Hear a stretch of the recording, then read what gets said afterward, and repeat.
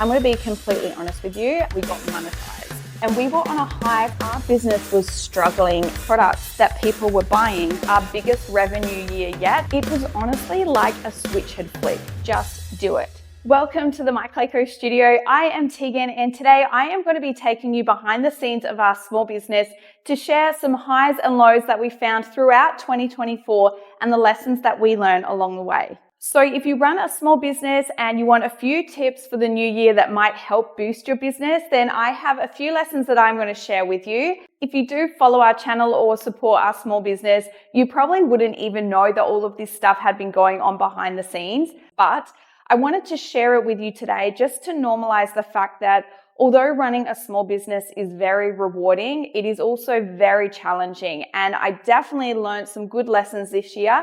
And I'm hoping that sharing it with you might help you and your small business in the coming year. So if you do want some tips to help give your business a boost for the new year, or you just want to check out what goes on behind the scenes of a business, keep watching. Okay, so let's start off on a positive note. And my first lesson for you is to just start.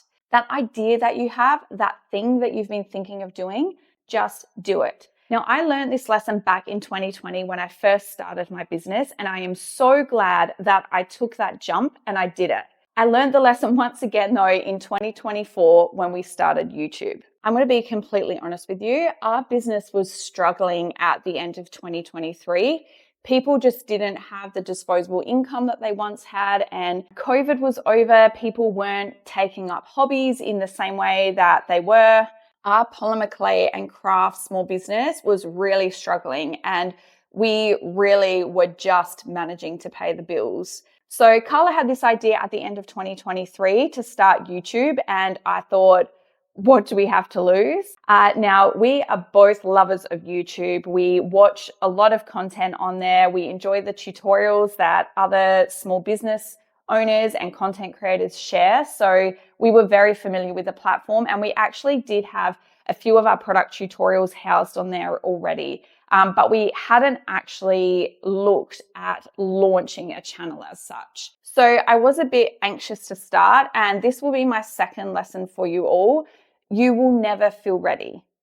It may surprise you, but I was actually not at all comfortable on camera. I was comfortable teaching workshops. Carla and I both love teaching, and we taught workshops regularly. So that was something that we really enjoyed, but I feel like being in front of a camera is something completely different.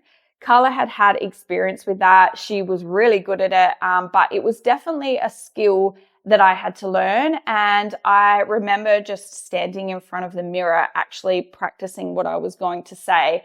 And I felt silly. And even recording my videos in front of the camera, I felt silly. I don't know what I thought, that everyone was going to laugh at me or something. But it then surprised me the positive reaction that we got to our videos and our tutorials, and that is what spurred me to keep on going. Now, with every video that we share and those positive comments, my confidence grows. Yes, we do get a few negative comments time to time, but I just think to myself, if I had waited until I was ready, I never would have started. So we were a couple of months into our YouTube journey, and it was not only giving us the brand awareness that we were after, but it was also helping to teach our customers and inspire more of them to use our tools. We saw a direct correlation between the YouTube videos that we were posting and the tutorials we were doing and the products that people were buying.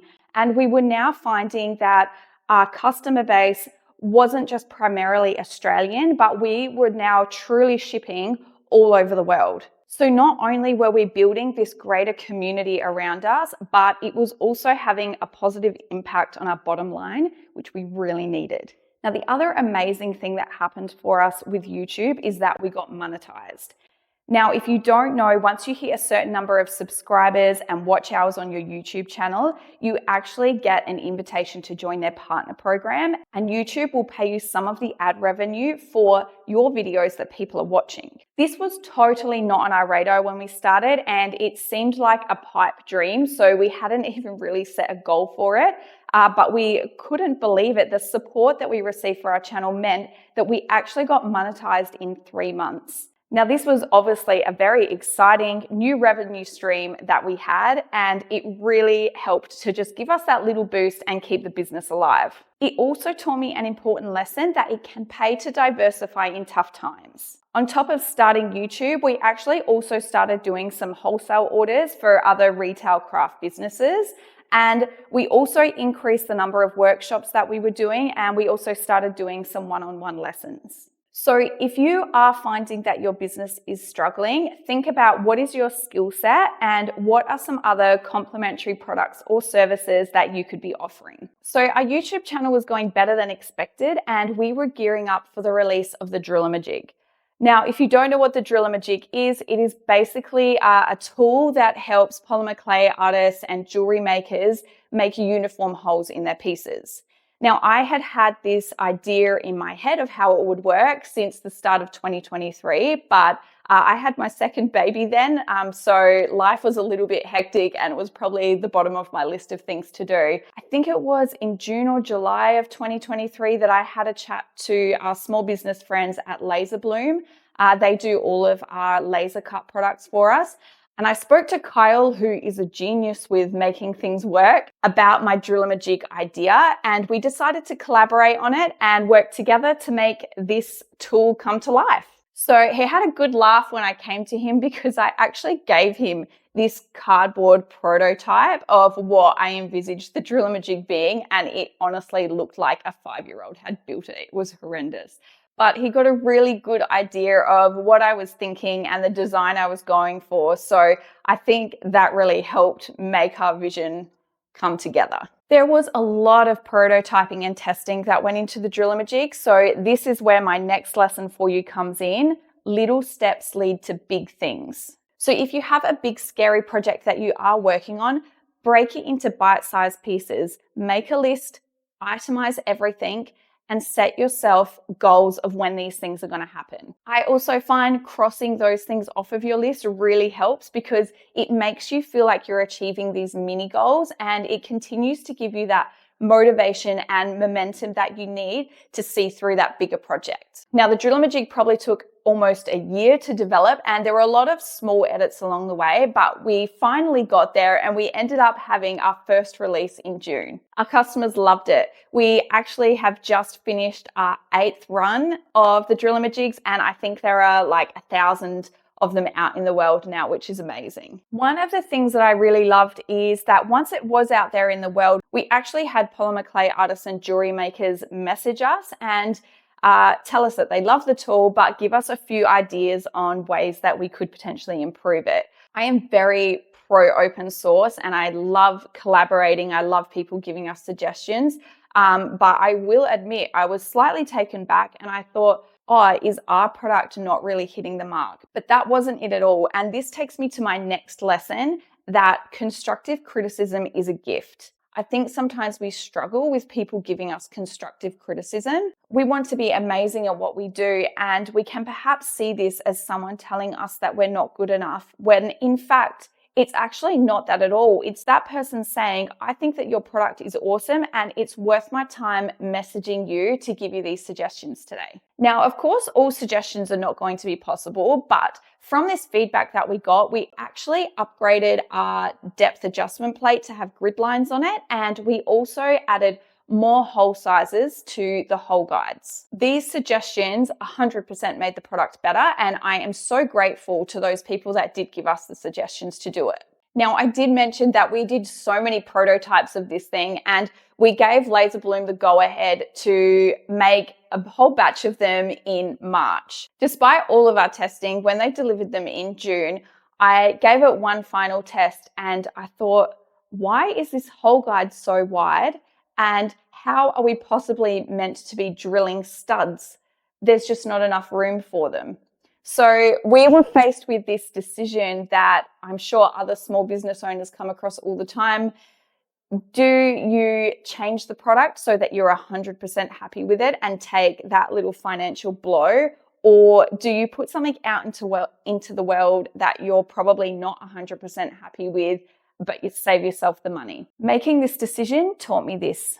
The right decision isn't always the easy one. Now, we did end up redoing all of those hole guides, and I'm so glad that we did, because I just don't think that the Drill-a-majig would have been as popular if it wasn't for that change. This then brings me to our Multi-Click Rotary Tool, and another lesson I learned, that success breeds success. We were still in the testing phase. We had a whole heap of rotary tools and bits and bobs that we were testing to see which ones work best with polymer clay, but we didn't really have the capital to get it off the ground. So that is where the Drill-a-majig changed it for us. So it was August now, and we were on a high from the Drill-a-majigs going really well and pumped to release our Multi-Click Rotary Tool. Hold up. Let's put a pause on that positivity there, Tegan, because your world is about to come crashing down. What do you mean? I don't know what you're talking about. Tell them. Come on. And that positive streak that we were on did come to an end. In August, our 3D filament provider changed the recipe of their filament, and basically our printers didn't like it, and we were struggling to get our prints to print properly. Now, our cutters are the flagship part of our business, so not being able to properly print the cutters that we design and print and our customers love was really making things difficult. The coming months were hours and hours and hours of researching and rejigging and stressing because we couldn't get orders out in the same short period of time that we had before. It was reprinting some prints like 5 times over because the cutters just weren't at the quality that they had been before. It was a really, really tough time. And I had gone from loving my small business and feeling like I was so lucky living this dream to just wanting to quit. This started to affect me, not just at work, but also at home. It just meant that my mind was elsewhere trying to problem solve, and I wasn't able to be present with my kids or my family in the downtime that I had. And it really just started to take a toll. I remember calling my husband about to cry and saying to him, I have the biggest issue I have ever faced in my business, and the worst part of it is I don't know how to fix it. It's really scary when it's your livelihood, and if you don't know, my mum and sister actually work for MyClayCo as well. So it was all of our livelihoods on the line, and we needed to work out a solution. I could see the effect that it was having on Mum and Carla too, and the stress that they were under. And it was really heartbreaking to watch them go through it and know that it was this business that was doing that to them. But they saw it through with me, and it taught me another valuable lesson, that your team is your strength. Now, for me, I am so lucky that I get to work with my mum and sister, and they help me get through these tough challenges. But if you are a small business owner and you don't have that team around you, just think of your team as those cheerleaders on the side. It can be your family or your friends that are there to cheer you on and help you get through those tougher times and talk through the issues. These people are so important to have by your side, because it can be definitely tough at times running a small business. So here I was faced with the decision, do we keep trying to problem solve, or do we try and find a new supplier? This reminded me again that sometimes those tough decisions are the best ones to make. This also taught me that in business, the right decision isn't always the one that your heart wants. I am very loyal, and one of the things that I struggle with running a small business is taking the emotions out of decisions. We had been using our filament supplier since we started our small business, and they'd helped us along the way, and the issues that we were having, they had tried to help us problem solve. So I really felt like I was doing the dirty on them, and it didn't mean that their filament was bad. It just wasn't the right filament for our business and the very tiny things that we were printing. Now, don't get me wrong, I still think loyalty is important, and building those business relationships is super important for your business. But if we kept on going the way that we were going, our business wouldn't have survived. So we needed to make that tough decision. So after a bunch of testing, we found a new filament supplier that worked for us, and we were back on track. It was honestly like a switch had flicked. We were back pumping out orders, our cutters looked amazing, and we once again had that room to start thinking up ideas and getting all of our projects back on track. In hindsight, I wish I had made the decision sooner. All of the time and money and stress that we could have saved ourselves. But hindsight is a wonderful thing, and I guess I can't dwell on that. All I can do is take the learnings from it and move on. So we got back onto the Multi-Click Rotary Tool and we got it launched at the end of November. I was very nervous for the launch. It was the biggest investment that MyClayCo had ever made in a product, but I knew it was a great product and I knew that it would help other makers out there. So I was so happy because within 2 weeks, we sold out of half of our stock and I was looking to order another batch. Now, one of the things that the Multi-Click Rotary Tool and the Drill-a-majig taught me was don't just do what everybody else is doing. Our customers were coming to us not just because they loved our great products, but also because they couldn't get what we were offering anywhere else. Sure, these products were harder to execute. There was a lot more work that went into them behind the scenes, but it was what made our business special. So here we are at the end of 2024 and we are still alive. In fact, 2024 for us was our biggest revenue year yet after what was a real struggle for us in 2023. I am so proud of our team and our business. We have achieved so many things this year and really overcome some challenges. I guess my last lesson for you all is that every experience is a lesson and that is how we grow. So here's to 2025. We already have a bunch of exciting things planned and we can't wait to share them with you all. I hope you found our small business story for 2024 interesting. And if you are a small business owner yourself, I hope that the lessons I have shared today help in some way to make 2025 your best year yet. If you have enjoyed my video today, we would love you to like and subscribe, and we can't wait to share more adventures and tutorials with you all in the new year.